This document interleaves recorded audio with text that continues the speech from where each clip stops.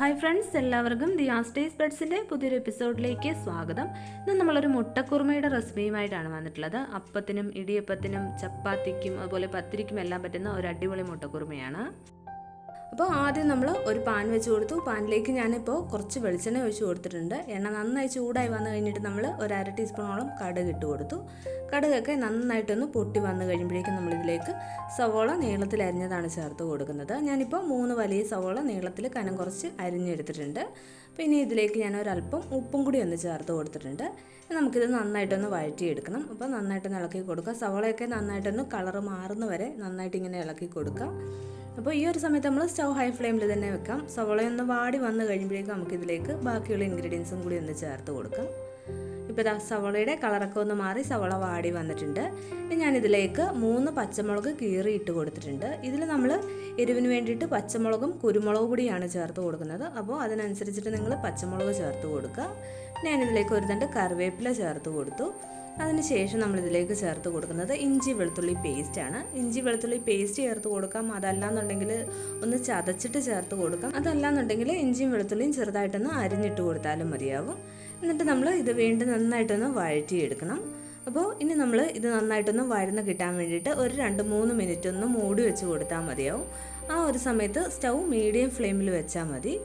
അപ്പോൾ സ്റ്റൗ ഒരു മീഡിയം ഫ്ലെയിമിൽ വെച്ചിട്ട് ഇതൊന്ന് മൂടി വെച്ച് കൊടുത്തിട്ടുണ്ട്. അപ്പോൾ സവാള നന്നായിട്ടൊന്ന് കുഴഞ്ഞു വരാൻ വേണ്ടിയിട്ടാണ് നമ്മളിതിങ്ങനെ അടച്ച് വെച്ച് വേവിക്കുന്നത്. പിന്നെ ഇടയ്ക്കിടയ്ക്ക് ഇതിൻ്റെ മൂടി തുറന്നിട്ട് നന്നായിട്ട് ഇളക്കി കൊടുക്കുക. വീണ്ടും ഒന്നുകൂടി ഒന്ന് മൂടി വെച്ച് കൊടുക്കുക. അങ്ങനെ 1-2 തവണ നമുക്ക് ഇതൊന്ന് മൂടി വെച്ചിട്ട് സവാളയൊന്ന് വേവിച്ചെടുക്കാം.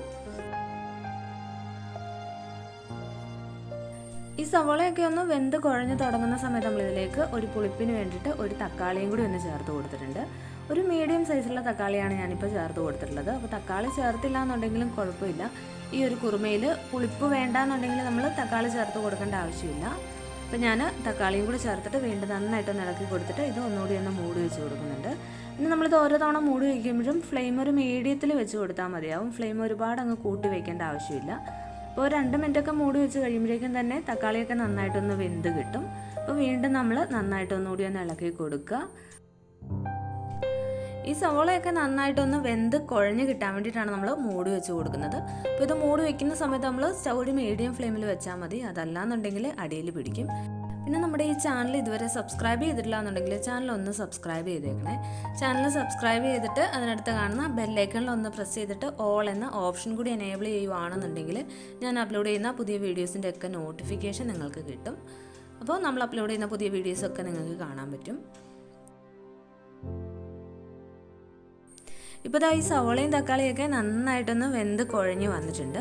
അപ്പോൾ ഇതുപോലെ ഒന്ന് ആയി കിട്ടാൻ വേണ്ടിയിട്ടാണ് നമ്മളിതൊരു 3-4 തവണയൊക്കെ മൂടി വെച്ച് കൊടുക്കുന്നത്. അപ്പോൾ ഇതൊന്ന് മൂടി വെച്ച് കൊടുക്കുന്ന സമയത്ത് നമ്മൾ എപ്പോഴും സ്റ്റൗ ഒരു മീഡിയം ഫ്ലെയിമിൽ തന്നെ വെച്ചാൽ മതിയാവും. ഇനി നമുക്കിതിലേക്കുള്ള പൊടികളാണ് ചേർത്ത് കൊടുക്കേണ്ടത്. അപ്പോൾ ഞാനിതിലേക്ക് ഒരു 2 ടേബിൾ സ്പൂൺ മല്ലിപ്പൊടിയാണ് ചേർത്ത് കൊടുക്കുന്നത്. അപ്പോൾ 2 ടേബിൾ സ്പൂൺ തന്നെ മല്ലിപ്പൊടി ചേർത്ത് കൊടുക്കുക. പിന്നെ നമ്മളൊരു 1/4 ടീസ്പൂണിൽ താഴെയാണ് മഞ്ഞൾപ്പൊടി ചേർത്ത് കൊടുത്തിരിക്കുന്നത്. അപ്പോൾ ഒരുപാട് മഞ്ഞൾപ്പൊടി ചേർത്ത് കൊടുക്കണ്ട. ഒരു 1/4 ടീസ്പൂണിൽ താഴെ മാത്രം ചേർത്ത് കൊടുത്താൽ മതി. പിന്നെ എരിവിനനുസരിച്ചിട്ട് കുരുമുളക് പൊടി ചേർത്ത് കൊടുക്കുക. ഞാനിപ്പോൾ 1 ടീസ്പൂണാണ് കുരുമുളക് പൊടി ചേർത്ത് കൊടുക്കുന്നത്. പിന്നെ നമ്മളിതിലേക്ക് മുളക് പൊടി ഒട്ടും തന്നെ ചേർത്ത് കൊടുക്കുന്നില്ല. പിന്നെ പച്ചമുളക് ചേർത്തിട്ടുള്ളത് കൊണ്ട് തന്നെ കുരുമുളക് പൊടി ചേർക്കുമ്പോൾ എരിവിനനുസരിച്ചിട്ട് നോക്കിയിട്ട് ചേർത്ത് കൊടുത്താൽ മതിയാവും. എന്നിട്ട് ഇതെല്ലാം കൂടി ചേർത്ത് നന്നായിട്ട് ഇളക്കി കൊടുക്കുക. അപ്പോൾ ഈ ഒരു സമയത്ത് നമ്മൾ സ്റ്റൗ മീഡിയം ഫ്ലെയിമിൽ തന്നെയാണ് വെച്ചിട്ടുള്ളത്. അപ്പോൾ ഇനി ഇത് നന്നായിട്ടൊന്ന് ഇളക്കി കൊടുക്കണം. ഈ പൊടികളുടെയൊക്കെ ആ ഒരു പച്ചമണമൊക്കെ ഒന്ന് മാറി ഇതൊന്ന് മൂത്ത് കിട്ടണം. അപ്പോൾ അതുവരെ നമ്മൾ സ്റ്റൗ ഒരു മീഡിയം ടു ലോ ഫ്ലെയിമിൽ വെച്ചിട്ട് നന്നായിട്ട് ഇങ്ങനെ ഇളക്കി കൊടുത്തുകൊണ്ടേയിരിക്കണം. അപ്പോൾ ഈ പൊടികളൊക്കെ ഒന്ന് മൂത്ത് വന്നു കഴിയുമ്പോഴേക്കും നമുക്കിതിലേക്ക് തേങ്ങാപ്പാലാണ് ചേർത്ത് കൊടുക്കാനുള്ളത്. അപ്പോൾ തേങ്ങാപ്പാൽ എടുക്കാൻ വേണ്ടിയിട്ട് ഞാൻ അരമുറി തേങ്ങ ചിരകി അതിൻ്റെ ആ പാലെടുത്തിട്ടുണ്ട്. പിന്നെ നമ്മൾ ഇതിലേക്ക് തേങ്ങാപ്പാൽ എടുക്കുമ്പോൾ 1 ഗ്ലാസ് വെള്ളവും കൂടി ചേർത്തിട്ട് വേണം തേങ്ങ നന്നായിട്ടൊന്ന് അരച്ചെടുക്കാൻ വേണ്ടി. അപ്പോൾ ആ കിട്ടുന്ന 1 ഗ്ലാസ് പാലാണ് നമ്മൾ ഇതിലേക്ക് ചേർത്ത് കൊടുത്തിട്ടുള്ളത്. നല്ല കട്ടിയുള്ള പാല് തന്നെയാണ്. നമ്മൾ 2ാം പാലും 3ാം പാലും ഒന്നും എടുക്കുന്നില്ല. 1ാം പാല് മാത്രമാണ് ഇതിലേക്ക് ചേർത്ത് കൊടുക്കുന്നത്. അപ്പോൾ 250 ml ഗ്ലാസ്സിന് 1 ഗ്ലാസ് പാലാണ് ഞാനിപ്പോൾ ഇതിലേക്ക് ചേർത്ത് കൊടുത്തിട്ടുള്ളത്. വീണ്ടും ഇത് നന്നായിട്ടൊന്ന് ഇളക്കി കൊടുക്കുക.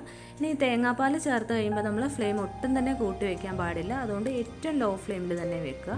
തേങ്ങാപ്പാൽ ചേർത്ത് നന്നായിട്ടൊന്ന് ഇളക്കി യോജിപ്പിച്ചെടുത്തതിന് ശേഷം ഞാനിതിലേക്ക് പെരുംജീരകം പൊടിച്ചതാണ് ചേർക്കുന്നത്. അത് നമ്മൾ 1 ടീസ്പൂൺ ചേർത്ത് കൊടുക്കുക. വീണ്ടും ഇത് നന്നായിട്ടൊന്ന് ഇളക്കി യോജിപ്പിച്ചെടുക്കുക. പിന്നെ തേങ്ങാപ്പാൽ ചേർത്ത് കഴിഞ്ഞാൽ ഇതൊന്ന് തിളയ്ക്കാൻ പാടില്ല. അതുകൊണ്ട് തന്നെ നമ്മൾ സ്റ്റവ് ഏറ്റവും ലോ ഫ്ലെയിമിൽ വെച്ചാൽ മതി. ഇതൊന്ന് നന്നായിട്ട് ചൂടായി വന്നാൽ മാത്രം മതിയാവും. അപ്പോൾ പെരുംജീരകവും ചേർത്തിട്ട് നന്നായിട്ടൊന്ന് ഇളക്കി യോജിപ്പിച്ചെടുത്തിട്ടുണ്ട്. ഇനി നമ്മളിതിൽ ഉപ്പൊക്കെ പാകത്തിനുണ്ടോ എന്ന് നോക്കുക. ഉപ്പ് കുറവാണെന്നുണ്ടെങ്കിൽ വീണ്ടും ചേർത്ത് കൊടുക്കുക. അതിനുശേഷം നമ്മളിതിലേക്ക് പുഴുങ്ങിയ മുട്ടയാണ് ചേർത്ത് കൊടുക്കുന്നത്. ഞാനിപ്പോൾ 4 മുട്ടയാണ് എടുത്തിട്ടുള്ളത്. ഈ മുട്ട ചേർത്ത് കൊടുക്കുമ്പോൾ മുട്ടയിൽ ചെറുതായിട്ടൊന്ന് വരഞ്ഞിട്ട് ചേർത്ത് കൊടുക്കുക. അപ്പോൾ ഈ മസാലയൊക്കെ മുട്ടയിലേക്ക് നന്നായിട്ടൊന്ന് പിടിക്കും. ഈ ഒരു ഗ്രേവിയിൽ നമുക്ക് 4 മുതൽ 5 മുട്ടയൊക്കെ ചേർത്ത് കൊടുക്കാം. 5 മുട്ടയിൽ കൂടുതലാണെന്നുണ്ടെങ്കിൽ നമ്മൾ ഇതിലേക്ക് ഗ്രേവി തയ്യാറാക്കുമ്പോൾ സവോള ഒരെണ്ണം കൂടി കൂടുതൽ എടുക്കുക. അതുപോലെ തന്നെ തേങ്ങാപ്പാൽ ഒരല്പം കൂടി കൂടുതൽ ചേർത്ത് കൊടുക്കുക. ഇതിപ്പോൾ നല്ല കുറുകിയ ചാറാണ്.